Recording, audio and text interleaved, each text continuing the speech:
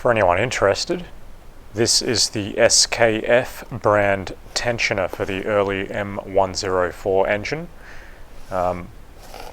If you're not also aware, that tensioner also fits on the M103 engine. It's the early type that has the rubber bearing. It's not spring-loaded, and it requires an external device that you tighten up to actually tension it. And there's a shock absorber type thing that goes on there as well. I haven't ordered that yet. I will get that later. I'm kind of watching my money at the moment because I'm looking at a small period of basically unemployment. So this project has kind of hit a roadblock at the moment, but nonetheless I have still parts to work with my transmission, and I will start rebuilding that when I've got some spare time soon. But anyway, if anyone's interested, we can have a look at this alleged OEM brand tensioner.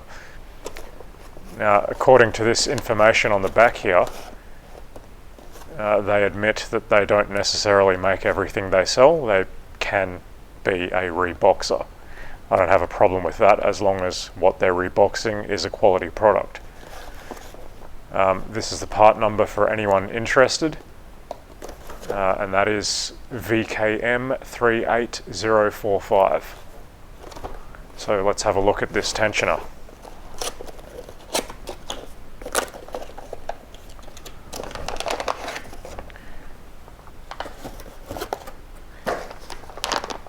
Now, what immediately came to my attention is there is some kind of machining work here that's obviously removing some other brand name.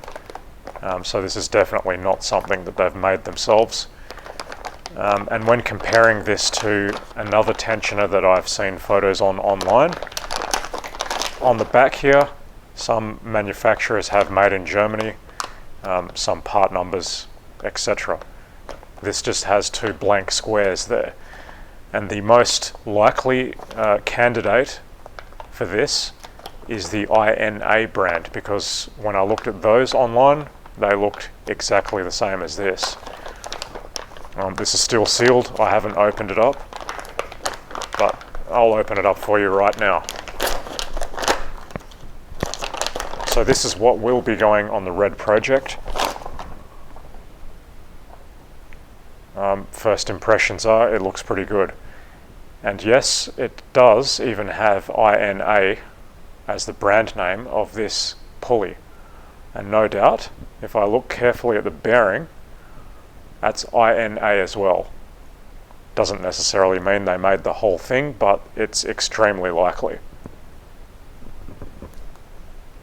Just out of interest, most US sellers state that this plastic pointer that goes on here that shows the tensioning state is no longer available. So if you've still got one, be very careful with it, because if they are available at all, they won't be for much longer.